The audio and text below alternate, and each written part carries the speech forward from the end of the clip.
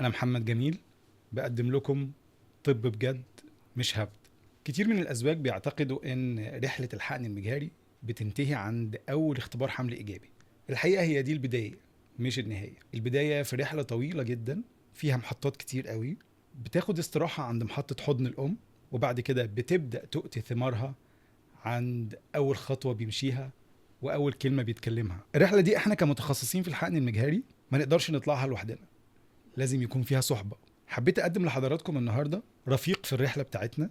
ضيف النهاردة وأول رفيق بقدمه لحضراتكم في رحلتنا الطويلة ديت هو الحقيقة شخصية استثنائية، أمين اتحاد طلبة كلية الطب، نقابي بارز جدا وله دور كبير في النقابة قبل كده، دكتور شاطر جدا، ومؤخرا محاضر دولي على أعلى مستوى. ضيف النهاردة الدكتور سامح عبد العظيم، استشاري طب الأطفال وحديثي الولادة، ورئيس قسم الأطفال في مستشفى رويال NMC أبو ظبي.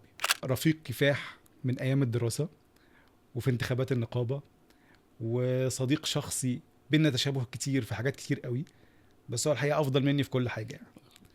دكتور سامح، شرفتنا النهاردة. اهلا بيك يا دكتور محمد. شرفنا بيك، وعارفين ان انت وقتك ضيق وعطلناك النهاردة.